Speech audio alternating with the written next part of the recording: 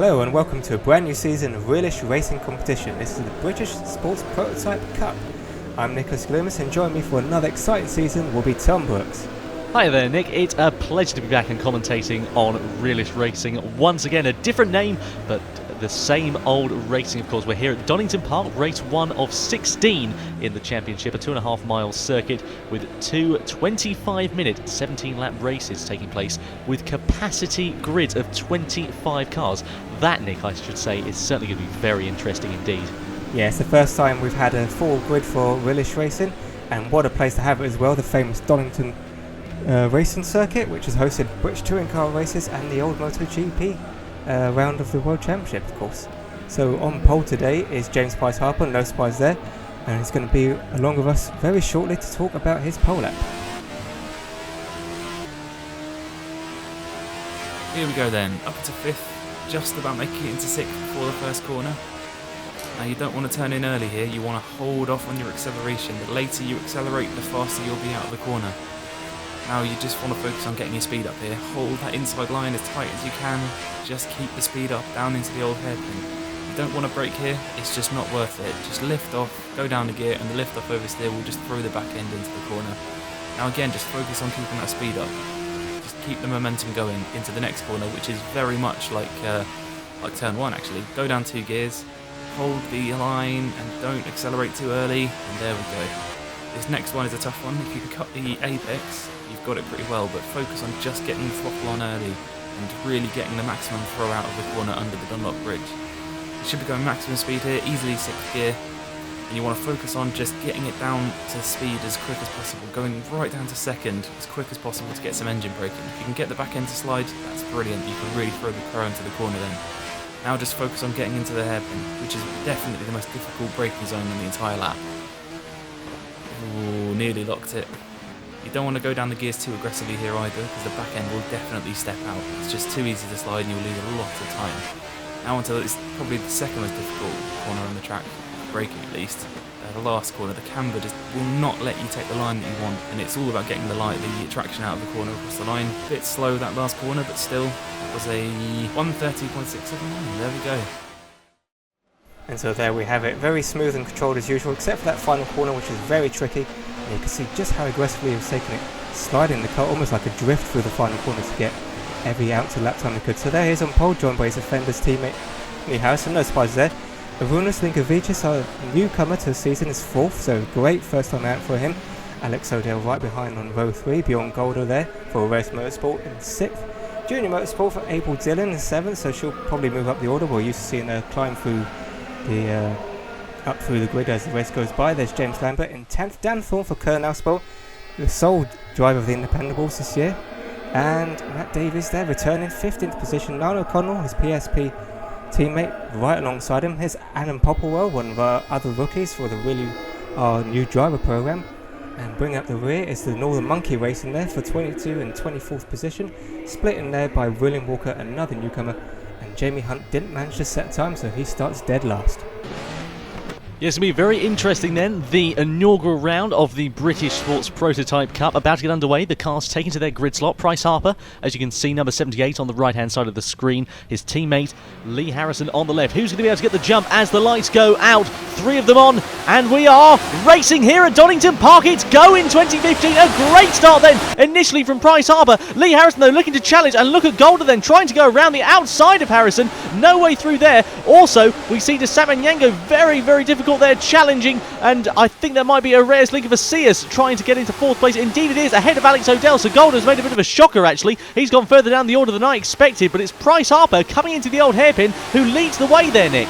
Yeah, got a great start and he's just leaving them all behind. Someone just ran off slightly there, couldn't quite see who that is. Joe Nathan of the RlyR Racing team. They're all getting bumped around already, trying to get back onto the track into the action. They're slowing down though, waiting for everyone to go by. With one of the Eiffel Power Motorsports took a position away from there. So Lee Harrison then trying to hang on to 2nd position, but Manuel De Samanyango, who's shown before is a really fast driver, is doing everything he can to take it away from the first run, and lots of almost instant carnage there in the midfield. Yep, coming under the Dunlop Bridge in towards the S's then. Looking up the inside is Harrison. Oh, that causes the Samaniego to break very deep, and that causes also Harrison to go deep, and that's Odell going off now as well for power. Number 23 spinning around and down the order. I hesitate to say he's probably in around about 12th or 13th position, so not the start he will have wanted. Meanwhile, that's Lincoln Vasias up the inside of de Samaniego, number 8 on number 6, and gets ahead. Bit of an argy-bargy through the field. Meanwhile, Lincoln Vasias now coming under threat, I do indeed believe, from one of the cars just behind them there as well. Contact further back as well. All sorts of drama coming out of the final corner. Lincoln Vasias right at the head of the field now. It's number 10 who is just behind these guys. Coming around the outside is Golder then trying to challenge Lincoln Vasias. Meanwhile, that I believe is April Dillon being challenged by de Samaniego. So a bit of a good overtaking there from Golder around the outside through Redgate. Fantastic bit of overtaking from the German up into a podium paying position. Lincoln Vasias, the Lithuanian driver, down into 4th place, but nonetheless a cracking first lap there, Nick. Oh, it was absolutely amazing. As we're used to seeing, just so many cars overtaking. Pete Walker there having to defend there. But as we're used to seeing, lots of position swapping on the first lap, and the cars are still following each other quite closely. These cars can be kind of aerodynamic dependent, but you can see a lot of them will have tried to adjust for that in favouring mechanical grip over aerodynamics. So the cars should be able to follow each other, even though this is quite a fast-flowing circuit. And of course, Donington Park. Oh, someone spun round. Charlie Marriott. That's Charlie Marriott, the rookie. Yeah. Number 147 going around the order and nearly towards the back of the field, down in 22nd out of 25th place, unfortunately. Meanwhile, there's de Samaniego up the inside of Lincoln Vasias in towards the S's and gets a nice clean move done, does the Mexican on the Lithuanian driver. So up into 4th place for de Samaniego. A great charge from the RlyR Racing driver, who was all in amongst the mid-points paying positions, all but a lap ago. Meanwhile, Dillon not too far behind Lincoln Vasias as well. So Lincoln Vasias really coming under threat now from these guys. As we know, Dillon, she's often a much better racer than a qualifier. That is evident in these opening laps here at Donington Park. Coming in towards the final corner of Goddard's. No way through there for Dillon at the moment, just biding her time. Meanwhile, here is Alex Odell, and this looks like to be, is it 2 in 1 in towards the Melbourne Loop? It is indeed. A great bit of overtaking there for Odell from 15th to 13th position on a couple of the junior motorsport cars there. So cracking driving there from the number 23. Yeah, I think the other driver was actually Noel O'Connell of PSP. It's 2 very similar liveries this year, so that's bound to be curious. Here we are on board here. We saw the lovely JB17 tribute there. So Pete Walker here is going to try and take this position away. He's following closely. Not really an overtaking spot there unless the driver in front of you gets it wrong, of course, but Pete Walker, as we've seen, can be a very patient overtaker, and surely he's going to have a chance sooner rather than later. Alex Odell, meanwhile, trying to recover from that little off he had and trying to get back into the points. On an absolute charge is Alex Odell, the 30-year-old based in Bedfordshire. He really is a cracking racer. He didn't really sort of show his potential in last season's V8 Australia cars, unfortunately. He didn't seem to get to grips with the cars and seemed to have a lot of bad luck, unfortunately. But nonetheless, despite his position on the racing circuit, we know he's got the pace behind him, especially from pre-season testing in these radicals. And he's been very promising so far in this race. And I reckon if he can get rid of this traffic by the mid-stage of this race, he can be on point for a fair few points in this race as it happens. Meanwhile, look at this further down. Number 75, Niall O'Connell, just defending from number 25 there. Tom White going round of Junior Motorsports. And I think that may have been... well, it certainly was one of the radicals that hit him. I can't exactly remember which one it was. May have been Ben Hamilton, but I may be incorrect in thinking that. So meanwhile, Bryce Harper, though, leading the way here on lap 4 out of 17 at Donington Park. I'd say he's got around about 2 or 3 seconds on his teammate, but the offenders, Nick, dominating proceedings at these stages in the race. Yep, just as we expected, 4 seconds. That is quite a healthy lead there, even by James Bryce Harper standards. And Biel Golder, they're closer actually to Lee Howson than Lee Howson's his teammate. And then Dan Thorne, they're rounding up the top 10, so he's quite in the thick of it. He's got Campbell Wallace right behind him. We haven't really seen much of him on screen, but they're no doubt engaged in a hard battle there. And that is April Dillon, as we usually say. Races better than she qualifies, but she's been caught up in a few incidents. Here is that battle I talked about. Campbell Wallace, they're sending Dan Thorne's a bit of a mistake, but he wasn't able to capitalise on it. And he's going to come untapped by Alex Odell, who's going to try and look around the outside. In fact, he does breeze right by him.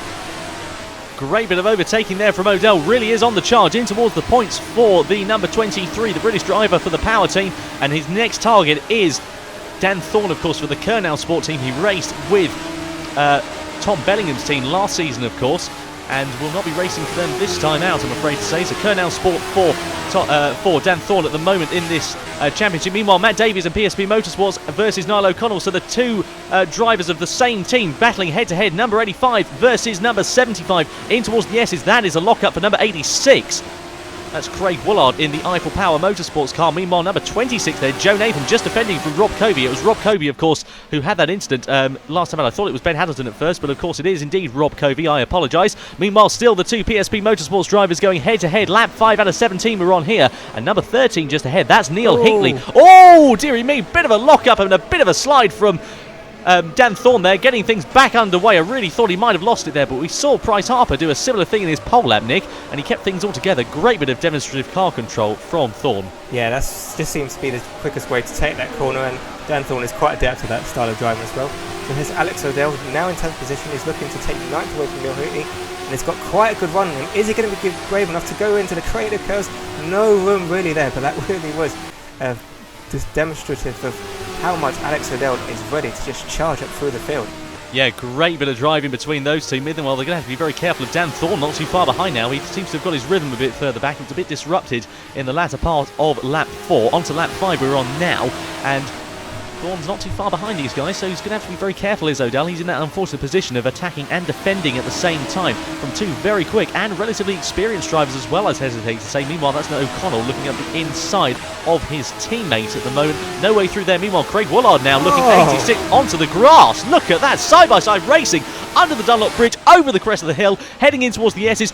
Is Woolard going to think about a move up the inside? He's going to be very close if he does. Locks the brakes, gets the move done, and just shuffles O'Connell out into 15th position. Then great bit of opportune overtaking from number 86, Craig Woolard. They're not battling for points-paying positions, but nonetheless, a great bit of driving from them. Meanwhile, that is Thorne battling with Heatley and Alex O'Dell. Alex O'Dell's jumped the both of them now. So there we go. Great bit of driving from O'Dell. We mentioned he had the pace, and he really is displaying that now. Meanwhile, Heatley seems to be really struggling with a bit of understeer on the front of his car. It looks to be the front washing wide at any opportunity, unfortunately. Yeah, and of course that has the reaction of making the back unsteady as well. He's trying to accelerate too soon and has to constantly overcorrect himself. Here's Jamie Hunt, so starting in last position, he's now up to 18th.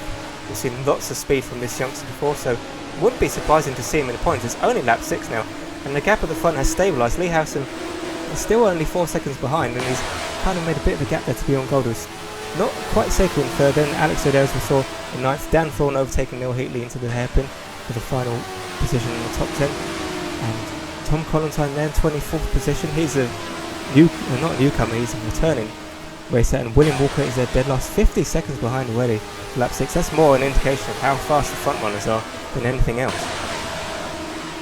Yeah, it's definitely true. I mean, Bryce Harper's really dominating proceedings. He's got a healthy lead over his teammate, if anything else. So even if he had a slight incident, I reckon he would still be in with a good shot of winning this race. Meanwhile, Joe Nathan now, number 26, still on the recovery drive after his lap 1 dramas, battling with Niall O'Connell of PSP Motorsports. Craig Woolard in the foreshot as well. Coming in towards the S's does the number 26. Looks towards the outside. Will he be able to get the move done up the inside? Great bit of opportune overtaking there from the American on Niall O'Connell. So fantastic driving all round through the field. No contact. Will O'Connell think about fighting back? Surely it's only a matter of time before he does. Looks up the inside in towards the Melbourne Loop, but no way through there for O'Connell. And now, he spins it coming out of the corner, and he gets overtaken by another series of drivers and is down in 19th position with 10 laps remaining of this race. O'Connell, though, really does look to have his race won. Meanwhile, battle for 5th position between the Swede and the Lithuanian driver, April Dillon, number 314, versus Arunas Linkavaseus in towards the old hairpin.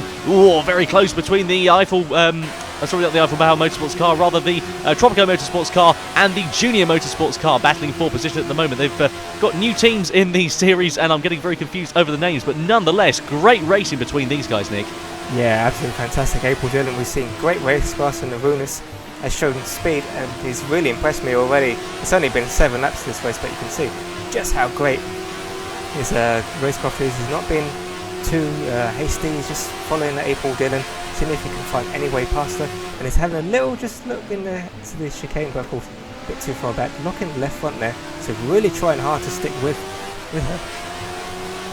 Yeah, most definitely so. Of course, Linkavaseus is not a rookie driver in many other series. A rookie driver, of course, for Realish Racing, but not a rookie driver in other series. He's raced online for many, many seasons, I do indeed believe, has the Lithuanian, and nonetheless displaying the racecraft that he has learned over his time in sim racing. So in towards Goddard's for the 8th time out of 17, and Linka Visayas doing a very good job, not sliding the car, keeping things under control, which is nice to see. Meanwhile, someone who is getting very ragged is Joe Nathan, looking at the inside then of number 85, the PSP Motorsports car of Matt Davies, over the crest of the hill and heading in towards Goddard's once again for the American. And I think that's Craig Willard just ahead, sliding the back end out in towards Goddard's now. Harrison had lost him a bundle full of time, not that he had much on his rival, so 4 guys battling potentially for position at the moment.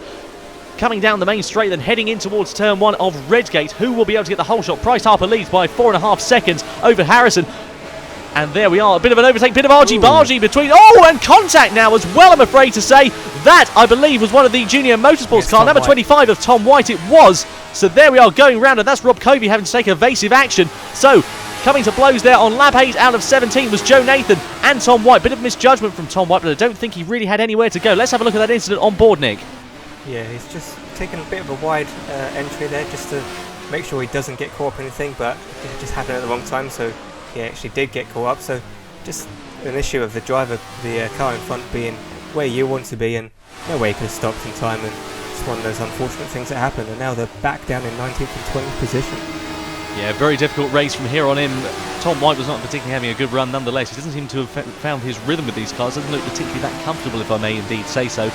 And we know Joe Nathan's got some good pace, but he's proven to be a bit unlucky in this race. Unfortunately, has the number 26 for the Valor Racing team, running a different livery, of course, you'll have seen in the V8 Australia cars.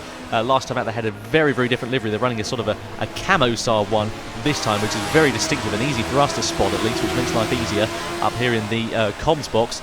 Coming down in towards the Melbourne Loop once again, and that is number 149, Dave Morley of Red Scarf Racing, just ahead of Joe Nathan, getting very ragged on the brakes. And no, not another incident. Goodness gracious me. That's Tom White hitting the back of Joe Nathan out of the hairpin, unfortunately. And again, White just didn't have anywhere to go by the looks of things, Nick. Yeah, Joe Nathan tried to go down the inside, kind of squeezed a bit by Dave Morley, not unfairly, but he had to slam on the brakes, and Tom White wasn't really expecting that. And again, when it's back of him, as we see a car go wider, and Matt Davies there being overtaken by Jamie Hunt, so who he started last, and he's now in 4th position. So my prediction of points for him looks like it's going to be coming true, unless commentator's curse strikes and he instantly bends into the scenery. But Jamie Hunt's a much better driver than that usually, so hopefully we will see him in the top 10 soon enough. He's still a young lad, is Jamie Hunt. I think he's only 16 or 17, something along the lines of that. So he's certainly got many years of successful sim racing ahead of him. This is anything to go by. So great bit of craftsmanship. Meanwhile, look at that, a battle between the Eiffel Power Motorsports and I believe Campbell Wallace. It is number 64. So I believe that is Craig Willard for 12th position. So Campbell Wallace versus Craig Willard for the final points paying positions at the moment. Number 86 versus number 64 over the crest of the hill under the Dunlop Bridge, heading in towards the S's.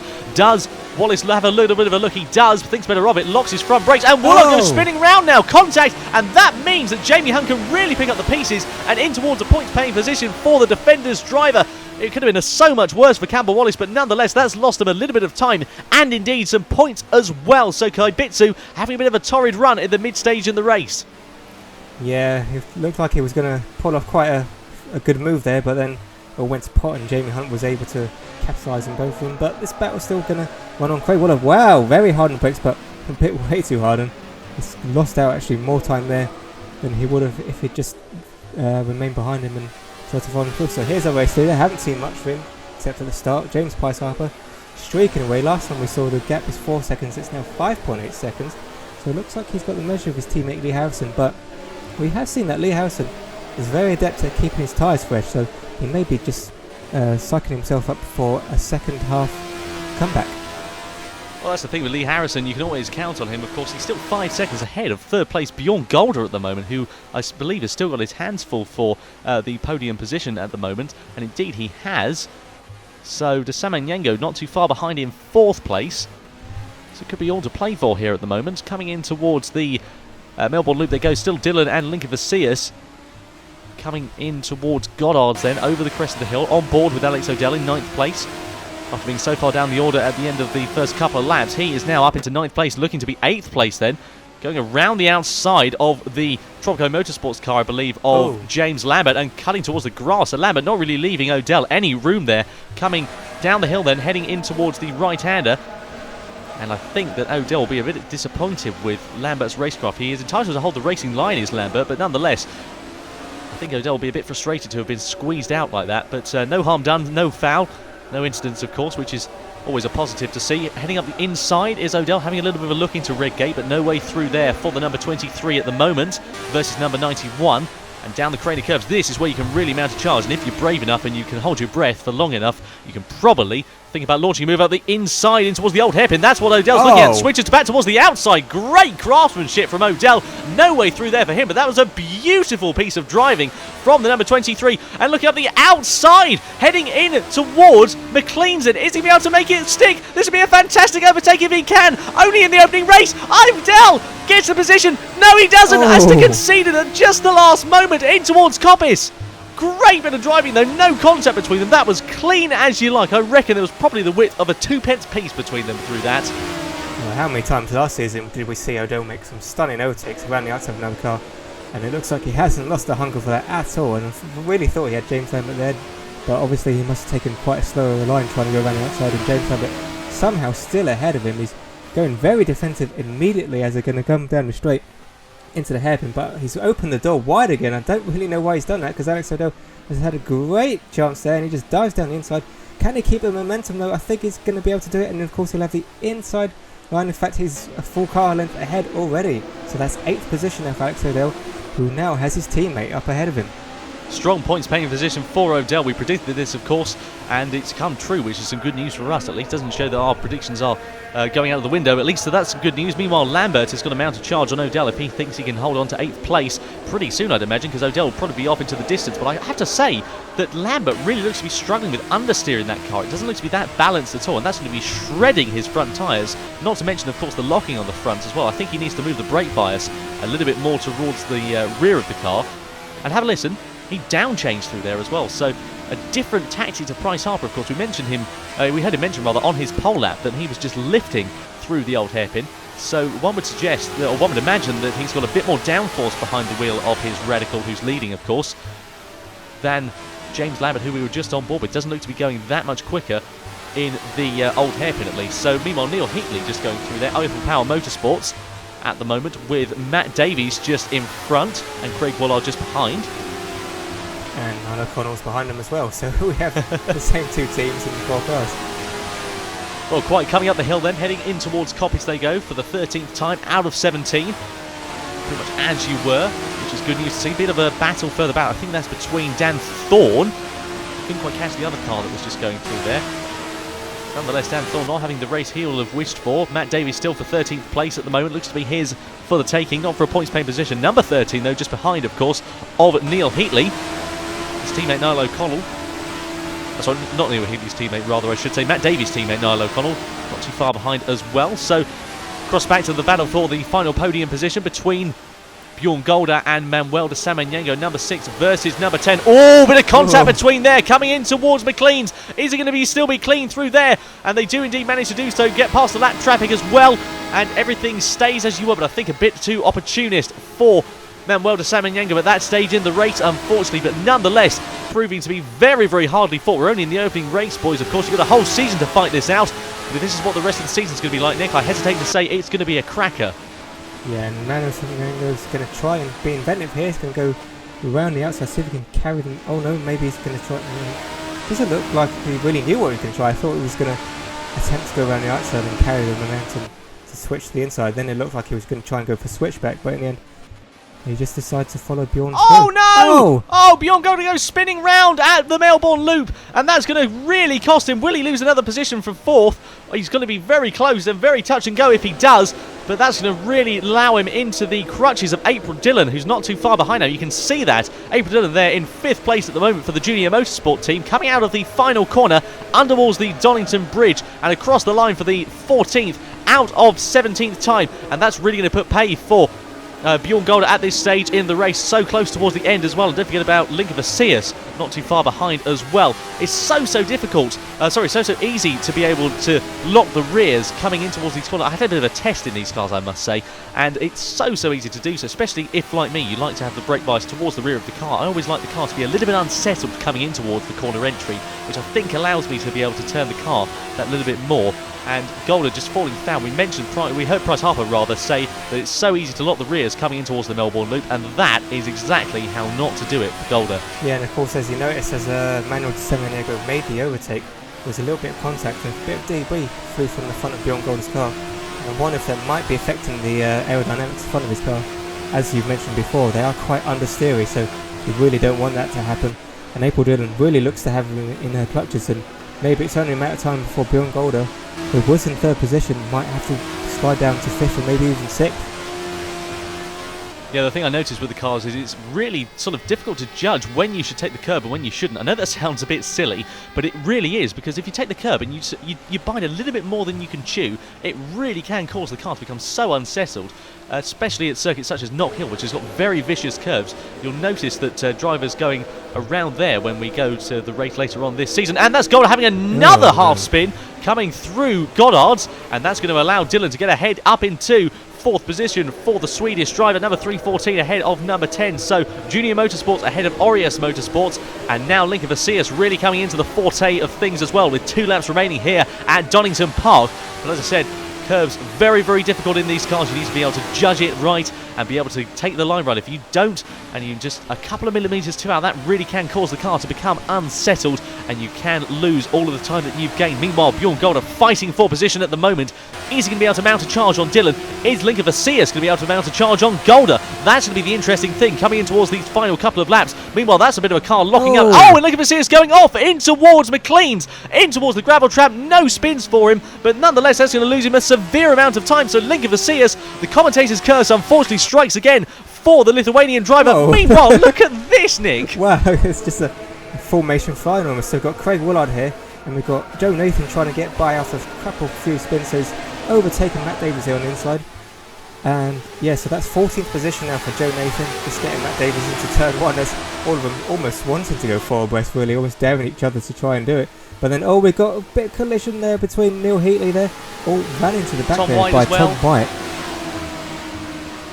Yeah, really close racing. Look at this, an absolute smorgasbord of cars. The 2 PSP Motorsports cars in the background, but it's the Junior Motorsport car and Neil Heatley battling for position currently around the outside for Tom White on Neil Heatley. Great bit of overtaking there, up into 15th. They're not even battling for a race victory or indeed a points-paying position, but nonetheless, this is cracking, really showing that racecraft is throughout the field absolutely fantastic. Meanwhile, Joe Nathan still trying to challenge the number 86 of Craig Willard, heading in towards the S's. Another lock-up for Willard. He's really going to be flat-spotting those tyres. Into the S's he goes. And number 26 then looking to head up the inside in towards the Melbourne Loop. Slops out of the slipstream. Will he be able to do one up there into towards the braking zone? Very late on the brakes he is. It's so easy to lock the rears. He doesn't manage to do so. Bit of contact, I think, between the two going through there. But it is indeed the number 26 who does indeed reign supreme. Meanwhile, number 23 now battling with his teammate Alex O'Dell, with Pete Walker just in front of him. So,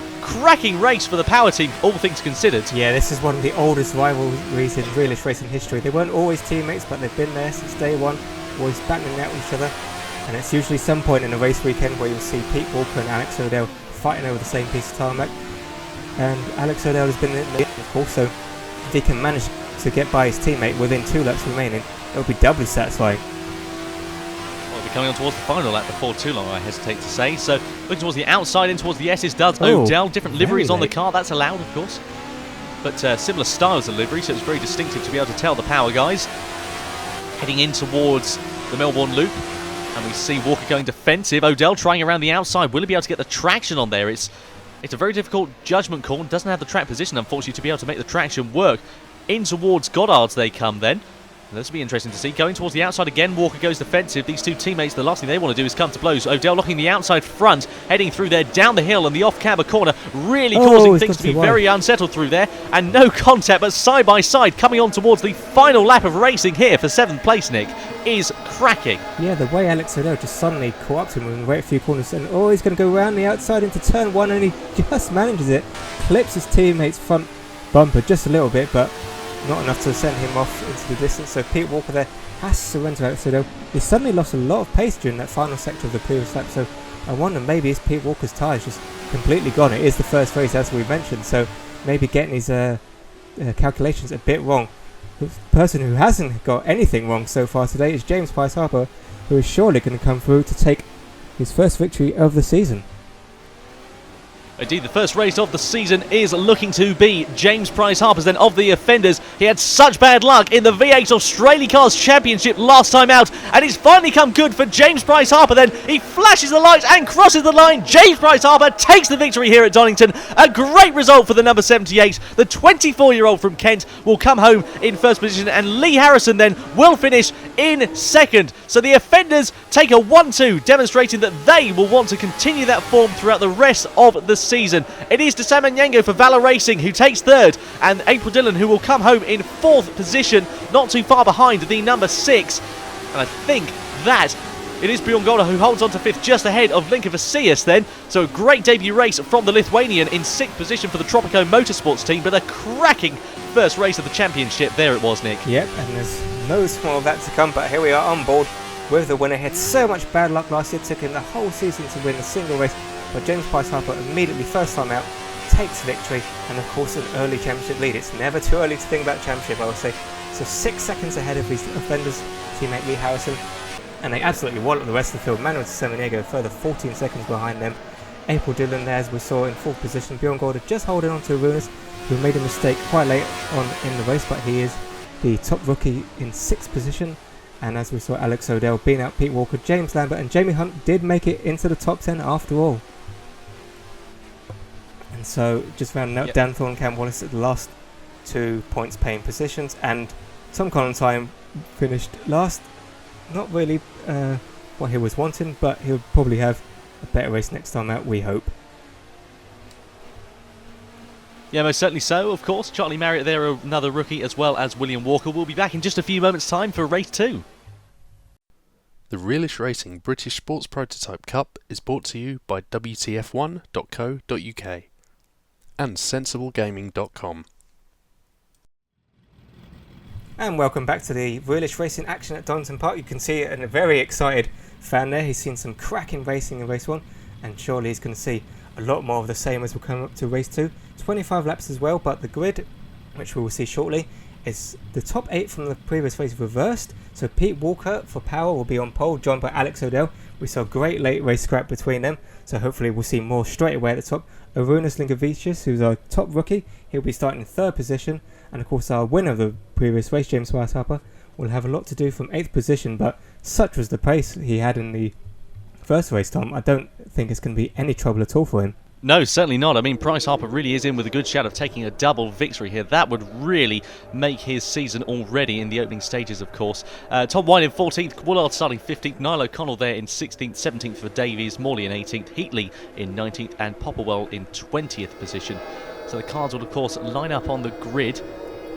And as soon as the lights come on, we will be underway for racing here. So you can see that it is indeed the number 71 of Powers, Pete Walker on pole position. O'Dell alongside him. The lights will go out in just a few seconds, and we will be racing here for race 2 at Donington Park. It's a good start initially from Alex O'Dell, as well as his teammate there coming in towards turn 1, and O'Dell leads then through turn 1. Look at that, Bjorn Golder trying to challenge up into third place, and I think Dillon there in 4th as well. But it is indeed, look at that off. That's Lee Harrison, the offenders, going from up into the point paying positions all the way down towards the back of the field with just a minor turn 1 incident going off the circuit there. Meanwhile, it is Pete Walker who's reclaimed the lead from his teammate Alex O'Dell. Up onto 2 wheels. Who's that? I think that might be Dillon. It is with the Samanyango here into the old hairpin and cracking. Oh my goodness gracious me, what an incident that was. But it's Walker from O'Dell from Bjorn Golder here at the opening stages of the race. What a start we had there, Nick. Well, we used to saying in racing the flying fin, but we had a flying Swede there. April Dillon almost turning over, really. Just managed to keep the car the right side up there. And Alex O'Dell now, he took the lead into turn 1. Somehow we saw it off camera that Pete Walker took the lead back. Alex O'Dell's gunning straight back for his for the lead against his teammate there, and he's got to make quick. Oh, Golder going round once again. His race 1 Gremlins come to fight him, and they come back in race 2. Unfortunately, now down in about 10th or 11th position, I imagine, and that really is going to be a hard race from here on in for Bjorn Golder. Meanwhile, look at these two. We saw them scrapping lace on in race 1. The two power teammates still battling for the lead of the race, heading in towards Goddard's once again. Bryce Harper, though, look at that, starting in 7th position. 8th position, I should say, rather, in the race, is already up into 3rd towards the end of lap 1. That really does show that Bryce Harper has got some superb pace despite the incidents ahead of him. I was going to say these two are going to have to watch out for Bjorn Golder, who immediately spun. I was about to say it, but Bryce Harper is going to be in this battle shortly enough. In fact, Alex O'Dell forced wide slightly there by his teammate, and already James Bryce Harper up in 2nd position. Only a matter of time now before he takes lead. The only person who could really have challenged him this race, Lee Harrison, went off at the first corner, so if he can just get by Pete Walker here, then we should really expect that Pete Walker will give him lots of... Oh, so is fun. Joe Nathan. Joe Nathan with Dan Thorne, I think, that is going off now as well. So RlyR Racing and Kernel Sport having a bit of a torrid second lap, unfortunately, here at Donington Park. We'll have to see if we can get a replay of that incident. Meanwhile, his teammate, the RlyR Racing teammate of De Samanyango, coming in towards McLean's. Look at this, a smorgasbord of cars all battling for position. Dylan there. Oh dear, contact between the two RlyR Racing drivers. The first rule of having a teammate is don't run into them, don't have any contact with them, and they've already broken that rule in race 2. So let's hope it doesn't continue. It's not a continuing theme throughout the season. Meanwhile, O'Dell versus Bryce Harper. Great friends they are too, but they really do fight hard on the racing circuit. That's when it all comes down to it. Heading in towards the Melbourne Loop once again. Will O'Dell look up the inside? Will Bryce Harper lock his brakes? No, keeps it very tight and very nice. His teammate, Alex O'Dell's teammate, of course, Pete Walker, just ahead of him, coming in towards the final hairpin of Goddard's. Very late on the brakes is the Southern Yorkshireman. And I don't think he's going to be able to get through is Bryce Harper there, but he's got a great exit out of there. Very, very stable on the rear end. Not something that Pete Walker has anything to shout about. He got a poor traction out of there, I'm afraid to say. Darts towards the outside does Bryce Harper, heading in towards Redgate for the 3rd and 17th time. Will he get it done? We've seen this overtake done before by O'Dell. Running a little bit wide. They're going to be 3 wide coming down the Crater curves. This is going to be fantastic. O'Dell leads from Pete Walker, from Bryce Harper. Contact between the two RlyR Racing cars. Unbelievable. Samanyango and Joe Nathan off out of the final corner, and look at the damage on Samanyango's car. Surely he's going to have to retire from this race, Nick. That was just a massive crash, really not what you'd expect to see it as well, but as you say, his car completely destroyed there. Meanwhile, this battle's still going to Walker off in towards Redgate, in towards McLean's, I'm afraid to say. Walker going down, tumbling the order.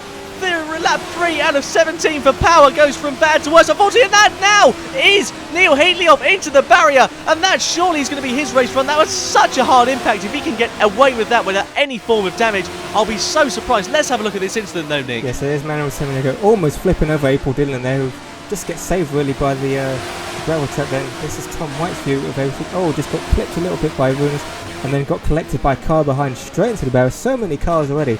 Violent spins off into the scenery. Here's Dave Morley on board. He was the one who accidentally tagged Tom White there, and he had to escape to the gravel trap as well. Pete Walker, here's his view of what happened to one. He was trying to defend from James Bryce Harper, who had the position, went too wide, and we're going to see Alex O'Dell there snip up the inside. Fantastic bit of racing between these three. Yeah, nonetheless, and it's just a shame it came to blows for Pete Walker. Just a few corners later, there's Neil Heatley's incident, just on the grass in towards McLean's, and that is into Coppice rather, I should say, so easy to do, and the Scotsman really will be paying for that. Here's Dan Thorne having another off as well, so lots and lots of incidents. Meanwhile, Lee Harrison on the recovery drive, he was down in about 20th position after his lap, in the back of the field rather. He was in 25th position at the end of the first corner, and he's now up into about 9th position, trying to battle with Campbell Wallace. Trying around the outside is Harrison, the 7th place, I apologise. At lap 4 out of 17 we're on, so the offender's driver really has made some gains versus the Scotsman now, coming in towards the Grady curves, heading in towards the old hairpin. Yeah, great bit of racing between there. So the offender's driver gets ahead of Kaibitsu, racing in towards the old hairpin. Number 7 ahead of number 64. Under the bridge they go, and heading in towards McLean's for the 4th time. And look at that, that is the two Tropico Motorsports cars, is it not, that are battling for position? Yeah, so lots of teammate battles up and down through the field, and James Bryce Harper now only really still trying to get past Alex O'Dell here. I think he's going to have a great run down into chicane, but Alex O'Dell's not giving up. I have to apologise. I said it would be so easy for James Bryce Harper, and the Power Racing team has made it anything but. Contact between the two. The two, oh goodness, the two Tropico Motorsports cars coming to blows there in towards the S's. A lot of teammates having contact today, unfortunately, and it's really, really hot out there, as you can see. Race 2 here at Donington Park, throwing up all kinds of curveballs. Lee Harrison up the inside of Golden. Golden going backwards, I'm afraid to say. And now look at that. Harrison going to get two in one corner, is he almost? Ahead of Pete Walker there, currently sitting in 5th position, or is Walker a lap down? I think he might actually be in 5th position at the moment. Oh, Walker getting a bit sideways, coming through the left-hander of Goddard, the final corner of the circuit. Looks like, and looking towards the outside is Lee Harrison now as well. maybe Pete Walker might have a bit of suspension damage, because he looks a bit all over the place, and that can happen as he's dragging the car through that heavy gravel at high speeds. In fact, yeah, it does look like he's got some sort of damage, because his left rear seems to be rubbing up against something every turn. Yeah, meanwhile, James Lambert sitting in 3rd position, the best place he's had pretty much for the past couple of seasons, I'd say. His teammate, Arunas Linkavasius, not too far behind as well. A great debut, as we keep mentioning, for Linkavasius. Looking up the inside in towards McLean's. Will he get the move done and dusted? Yes, he does. No contact between them there. Linkavasius ahead of Lambert now on lap 5 out of 17 here at Donington Park. Meanwhile, the battle for the lead still intensifies between Alex O'Dell and James Bryce Harper. Coming down then, heading in towards the S's. This is such a good overtaking spot. Over the crest of the hill they come, in towards the braking zone. No way through there for Bryce Harper. Keeps it steady, keeps it calm, and keeps things under control. A great bit of driving there. You can tell that Bryce Harper has got some great experience in racing, of course. He does a lot of other stuff on the side of Realish Racing, does some gears racing, of course, endurance racing, so he really knows how to be patient when it comes to overtaking, does the number 78. Nothing taken away, of course, from O'Dell, who has got some superb racecraft nonetheless. Heading in towards Goddard once again, as we know, the second most difficult braking zone on the lap, according to this man here, James Bryce Harper. And in towards Redgate, this is a great overtaking spot as well. Down the back straight, Bryce Harper darts out of the slipstream, but no way through to use it, I don't think. I thought it'd be a bit too far away. Oh, very close on towards the braking zone there. He was lucky not to be able to run into the back of O'Dell. It's so easy to be caught out by the closing speed, and especially when you're travelling at such a rate of knots. Yeah, taking nothing away from Alex O'Dell here, but James Bryce Harper does know that he only has the one position to make up to take a second victory, and it's always gone very strange, almost doing a power slide through the crane of curves there. But yeah, as I was saying, he only has to take one more position, so he can afford to take it quite slowly and gently, although if he does that too many times, he might find he's going to run himself out of laps. Yeah, there's still 11 laps remaining, of course, here of the race. On board still with O'Dell. Ooh. Look at that very sideways, full opposite lock through Coppice. Commitment or what from Alex O'Dell. That was fantastic. I could watch that all day. These cars really do not have that much downforce at all. And we know that they are very, very unstable at high speed, which is just something that makes it an extra challenge for the drivers. Very unstable at low speed as well. They seem to understeer a lot when you're going through slower corners such as the S's, but when you're going through faster corners such as the Craney curves, they can become very unsettled very, very easily. So it's still O'Dell who leads from Bryce Harper. O'Dell there locking his brakes in towards the Melbourne loop. They come once again. Bryce Harper coming side by side with O'Dell, heading in towards Goddard's, tries the old switchback, but no way through there for the 24-year-old at the moment. In towards the final corner they go. Still biding his time is James Bryce Harper. Meanwhile, of course, still pretty much as you were further down the field. It is Linkavasius in 3rd place at the moment, so a podium on his second race and his debut event in the Realish Racing British SP Cup would be a great result for Linkavasius. Coming through the first corner, O'Dell running a little bit wide, and Bryce Harper then up into 1st position, takes the lead of the race, does number 78. The offender's driver hits the front, and surely all he's going to do is keep it consistent, keep it quick, as he knows how to do so well, and he will take the victory in this race. But never count anything out from O'Dell. He's proven to be a great overtaker, and if he can stick with Bryce Harper, it really could be an all too close battle for the lead of this race. Let's have a look at that overtake though. Look at this. Fantastic. It's Fast and Furious 7. Absolutely stunning. It's like watching Formula 1 in the 80s. It's brilliant. Let's have a look at this overtake then. Here's O'Dell just going too hot into the corner. You can see the understeer really building up. He had no choice but to go onto the throttle to try and get some kind of an exit out of there. Meanwhile, that is April Dillon versus Pete Walker. Walker going a little bit wide through McLean's, heading up in towards Coppice they go. Walker keeping it on track. April Dillon, though, getting up into 7th place. So Pete Walker down to 8th here on lap 7 out of 17. Through the right-hander they go and heading in towards... towards the Dunlop Bridge, and heading in towards the S's they go once again. Up the inside for Walker, having a little bit of a look. Will he lock the brakes? Will he be able to slow it down? Yes, he does. But I think Dillon, yes, she does have the track position and keeps it ahead of Pete Walker now. Coming over the brow of the hill in towards the Melbourne hairpin. This is such a good overtaking spot, and it really is a case of just trying to bide your time and bide the line and not do exactly what Pete Walker has done there and lock the rear tyres.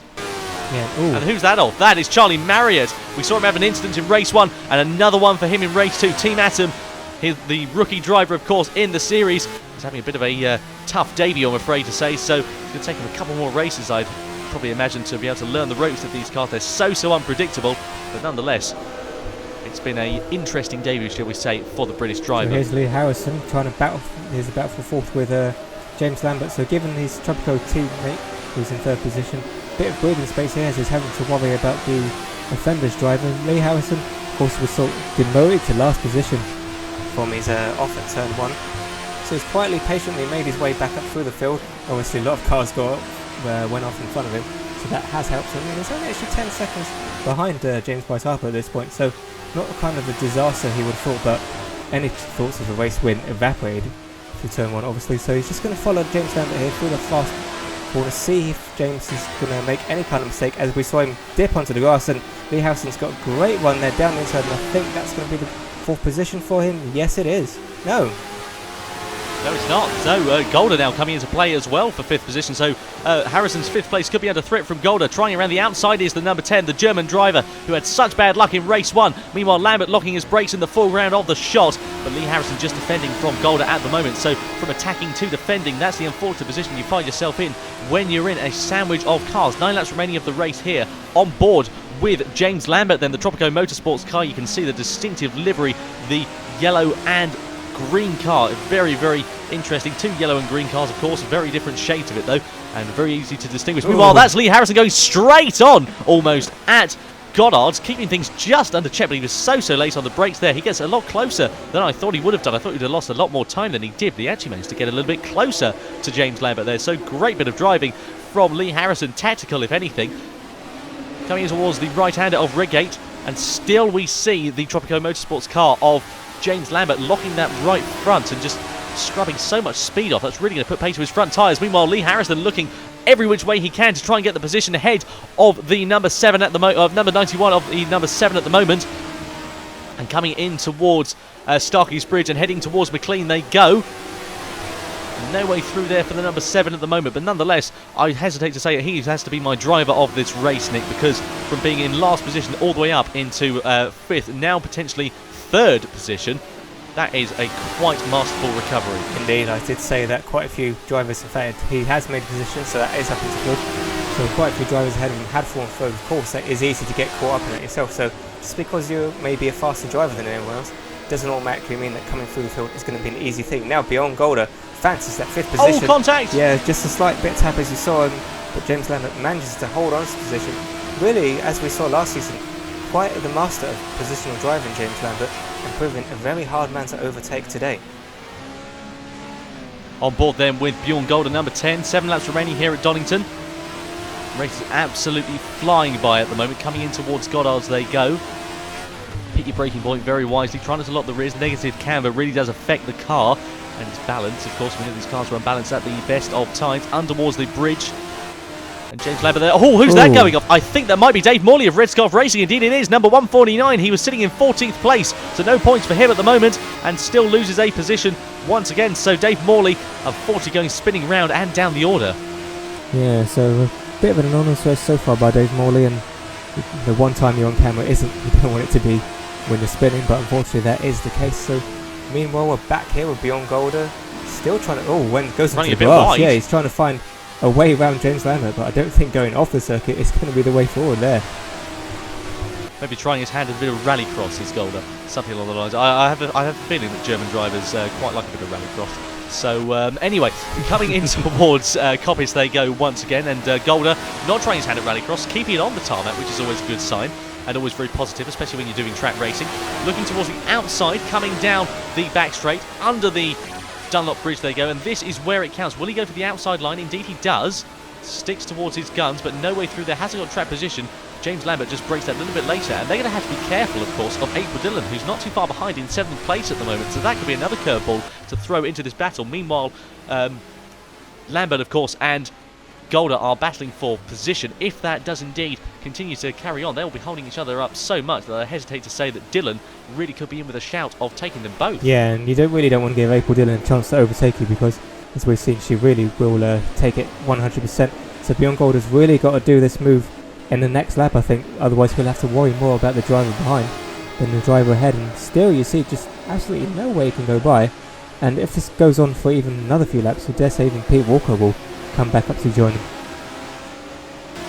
Yeah, of course, these 190 horsepower cars running a motorcycle engine, which is why you're hearing them rev so high. They rev up to, I think, around about 10,000 RPM, something along the lines of that, maybe even 11,000 if you push it. So it's a really high revving sort of car, and they really do have a lot of torque behind them despite not having that much horsepower. But then again, they don't weigh anything. That's why they're so agile. 490 kilograms really are quite the car to behold, and a great way to get yourself into racing. Still Golder looking up the outside, going too deep though through McLean's, and that's really going to hold him back, and indeed it does. Dylan gets ahead of Golder, so Golder they're just getting a little bit too impatient and making a couple of mistakes, and that really has cost him, I have to say, over these couple of races, Nick. Yeah, we're not really used to seeing that from Bjorn Golder, usually a bit more measured, but these cars are tricky, and it's only the first race, still trying to learn him, and it can catch her. April Dillon now is right onto James Lambert, and she fancies that she's going to dispatch him a lot quicker than Bjorn Golder. In fact, he hasn't managed to at all, of course. But I think April Dillon's only matter of time before we see her try and send one down the inside. James Lambert immediately going defensive, possibly knowing the driver is up ahead, and that's Ben Haddleton sensibly getting out of the way there. I was going to say, I think that might have been a bit of a mistake from Haddleton. I don't think that was on purpose, unfortunately. Haddleton having a bit of an anonymous race, unfortunately, all the way down in 21st. We saw him struggle with the V8 Australia cars last time out, and things seriously not going his way at the moment for Haddleton. I do hope they continue, because he's such a nice lad, and he really does deserve to be running up towards the points-paying positions. And you never know how things can go. He could get things together towards the latter stages of the season, and could be in for a good old points shout as we go along. Meanwhile, someone in for a good points shout at the moment is April Dillon, number 314, still trying to get ahead of James Lambert. In towards the old hairpin they go.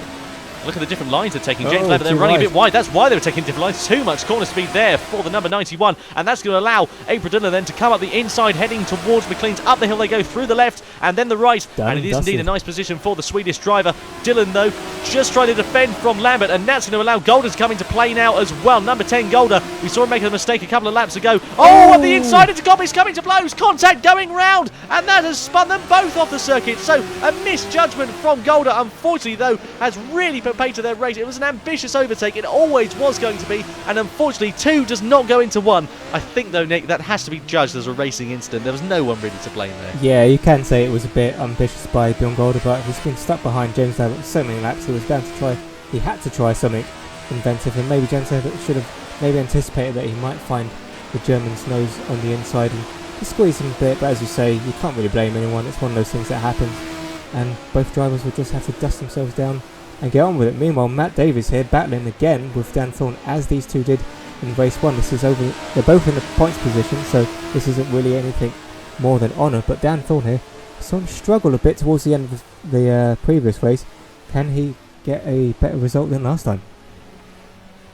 Well, it would be very interesting to see. Dan Thorne, of course, he had such cruel luck behind the wheel of his car last time out, unfortunately, in the V8 Australia cars. So it really would be nice to see the 802 take a great result. Meanwhile, Rob Covey there battling in 13th position with Dave Morley at the moment. Again, still not for points, but nonetheless, between the drivers at the moment, they are very, very even on pace, it would appear, for Rob Covey and Morley. So coming in towards Goddard's they go. Should mention also, that's Rob Covey going off. Come back to that in just a moment. Rob Covey going off out of Goddard's, and that is going to send him plummeting down the order. Cars going streaming past, unfortunately. No damage done, no incidents aside from that, of course, for Rob Covey throughout the race.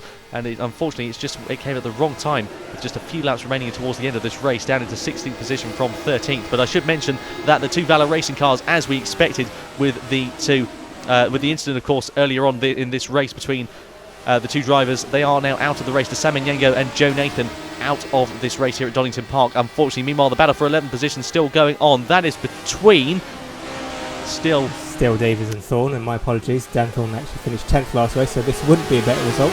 It would actually be a worse result than the previous race, but he'll take it anyway, and he loves his racing, so it doesn't even matter if it's for last place. He'll still want to make the overtake. And Dan Thorne has been on record saying he would rather go for the spectacular difficult overtake than the easy one, so expect sparks to fly soon. Well, quite. That's one of the things I like about Thorne is even though he wasn't really on the pace last season, he could have easily said, "Oh, I'm not going to bother to turn up," or something along the lines of that. You could easily understand if his commitment wasn't there because he wasn't he wasn't really on the pace, if I may be so bold to say so. I think he'll probably admit that himself, really, last season. But that was one of the things that really impressed me was his commitment. He still turned up to every race that he was available to, and still showed up. And even if he didn't finish in the points, which unfortunately was quite often in these V8 cars, he still showed up and still gave a good show and produced some great overtakes normally as well, which is something that I certainly must admire in him. Yes, and if ever Realish Racing gets into a car where with a really low rear grip and lots of power, then you can expect Dan Thorne's ability to really shine, because he really does love that kind of racing. These kinds of cars where maybe a bit more aero dependent than your average sort of racing car, your GT car, so it doesn't really like the grip he wants at all, and it doesn't really seem to have any grip at the moment. Desperately trying to chase Matt Davies there through the old hairpin. Still Bryce Harper leading them by 8 seconds or so from Alex O'Dell. Lincoln Garcia still in third place at the moment, so a great result potentially on course for the Lithuanian driver. Looking towards the outside, or the inside rather I should say, for Koppis is Dan Thorne. No way through there for him at the moment on Davies. And this is where we should see him be able to shine, but he got a very poor race out there. Meanwhile, Bryce Harper does indeed take the fastest lap once again, a 1:31.2. So a great bit of driving there. Even these later stages of the race really shows that he's defended his tyres quite well. Meanwhile, someone who's not doing a good job of keeping their tyres on track is Matt Davies, locking the front superbly through the S's there, and that really is going to cause him to struggle in these final couple of corners. He's going to have Dan Thorne, as he does so, right over his back bumper, and he's actually very, very tactical about where he positions the car. Is the number 85 of the PSP Motorsports team. Over the hill they come, in towards Goddard. Who's that going off? That's Haddleton going off once again. So number 21 spinning. Sorry, number right 77. Yeah, what was that all into about? The pit lane. Blimey, if he was trying to make a pit stop, that is a great way to make an entrance, if anything. Oh, but nonetheless, look at this. Lap 15 out of 17. Bryce Harper just getting some lap traffic. That is William Walker of the Realish Racing new drivers development program that we're running here. Of course, a rookie in the season. He's had a bit of a difficult berth in towards the British SP Cup. That's Lincoln Garcia going round now as well from third position. And is Harrison going to get the podium? It looks like he's on course to, as well as one of the Eiffel Motorsports cars, not too far behind now as well. So Harrison up into third place. A simple mistake there from Lincoln Garcia sends him tumbling down into fourth position at the moment. He was lucky not to lose another place there, Nick. It was just, you just run a race all by yourself and everything's going well and you're going to have your best ever result so far, and just make a silly little mistake, and we've all been in that position, and Lincoln Vicious will be hammering himself for that mistake, but he just has to keep his head in the right place and not lose another one to Craig Willard. Still here, Matt Davies fending off Dan Thorne. This is going to go right to the checker flag, I feel. Dan Thorne is now trying different lines, seeing if there's going to be any way that he can get past Matt Davies, but it looks like his attempt there actually let him go a little, lost a little bit of time there, but Matt Davies went too deep into the chicane there, and maybe Dan Thorne is going to... No, actually it doesn't appear that he's going to have a good run into final hairpin, so it might have to be a last lap wonder. In fact, it's going to have to be a last lap wonder here, unless Matt Davies locks up heavily into the hairpin, but still doesn't allow Dan Thorne anywhere to go by him. I'd hesitate to say that actually Matt Davies, judging by the way his car looks on circuit, that he's got a very low downforce setting behind the wheel of that Radical. So that's Dan Thorne now having a bit of a half spin, getting very, very sideways through the final corner of Goddard. But I hesitate to say that Matt Davies has got a very low downforce setting, because even despite that poor exit that Davies got through the S's there, Dan Thorne was not able to close up, so I'd imagine he's got some great straight line speed behind the Radical, and I think that might be saving his bacon from Dan Thorne. Who's that going off? That's Charlie Marriott, is it? It is indeed, number 147 of Team Atom. Another incident in race 2, so 3 incidents in total, and its difficult rebirth into the championship unfortunately continues. Alex O'Dell there, coming in towards the shot now for the number 23, just gets ahead and is very lucky to avoid incident, but coming on towards the start, the final lap is indeed James Price Harper, and nonetheless has dominated this race, Nick. Yeah, James Price Harper, as we've always seen in these races, when you get a leader who dominates the race, you don't actually see much of them, rather ironic for me to say. But here we are at the very end. James Price Harper only has another lap to do. He won't crawl around it, because that's a certain way to make a silly mistake and completely throw away all your hard work.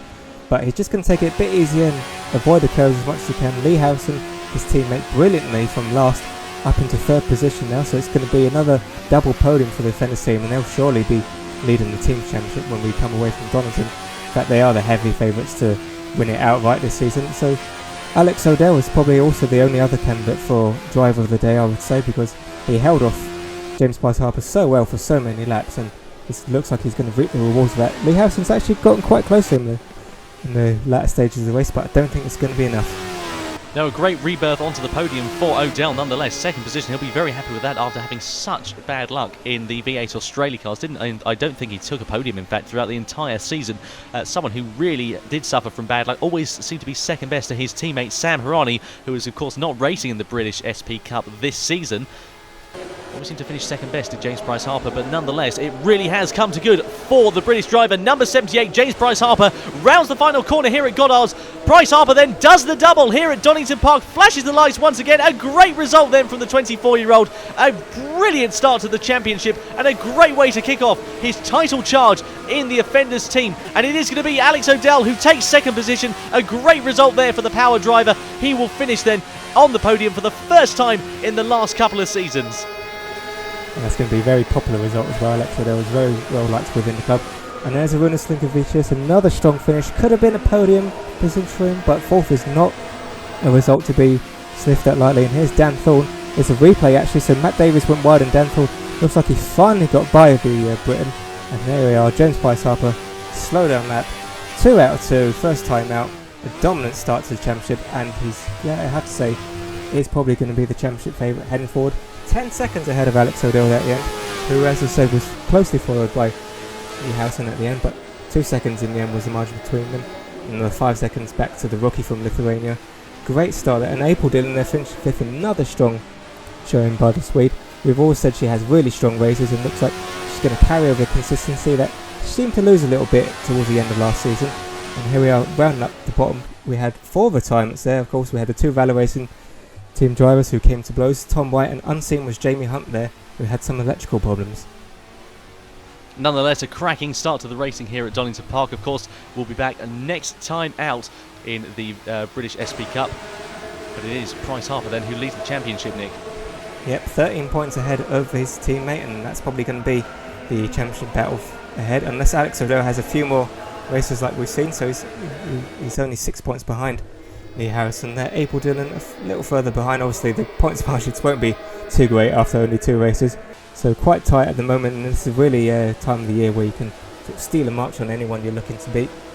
And Matt Davies is there, the last of our points drivers with points so far, and Ben Hamilton and the 2 Northern Monkey Racings there with Tom Contine's teammate bringing up the bottom. And as I said, the Offenders there leading the way at the top. Power Racing team will probably be their strongest competitors, solid 33 points from them, and Tropico Motorsports in 3rd position.